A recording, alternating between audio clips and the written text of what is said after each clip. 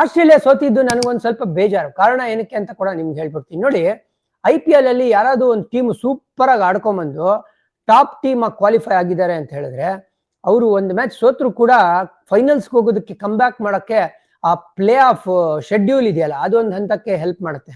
ನನ್ನ ಪ್ರಕಾರ ICC world cup ಅಲ್ಲಿ ಈ IPL ಪ್ಲೇ ಆಫ್ ಶೆಡ್ಯೂಲ್ನ ತರಬೇಕು ಅಂತ ನನ್ನ ಕಳಕಳಿಯ ಮನವಿ. ಯಾವ್ದು ಟಾಪ್ 2 ಇರುತ್ತಲ್ವಾ, ಟಾಪ್ 2 ಟೀಮ್ಸ್, ಅವ್ರಿಗೆ ಫೈನಲ್ಸ್ ಬರಕ್ಕೆ ಇನ್ನೊಂದು ಅವಕಾಶ ಕೊಡ್ಬೇಕು. ಯಾಕಂದ್ರೆ ನೋಡಿ, ಇಡೀ ಟೂರ್ನಮೆಂಟ್ ಅಲ್ಲಿ ಒಂದೇ ಒಂದು ಮ್ಯಾಚ್ ಸೋತಿಲ್ಲ ಆಸ್ಟ್ರೇಲಿಯಾ.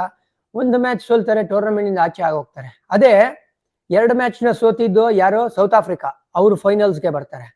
ಟೀಮ್ ಇಂಡಿಯಾ ಸತತವಾಗಿ 3 ಸೋಲ್ನ ಅನುಭವಿಸಿರೋದು, ಈಗ ಫೈನಲ್ಸ್ಗೆ ಬಂದಿರೋದು. ಅಂದ್ರೆ ಕ್ರೆಡಿಟ್ ಕೊಡ್ಲೇಬೇಕು ನಾವು. ಎಲ್ಲಿ ಡ್ಯೂ ಇದೆಯೋ ಅಲ್ಲಿ ಇಂಡಿಯಾ ಚೆನ್ನಾಗಿ ಆಡಿದ್ರು, no doubt on the given day.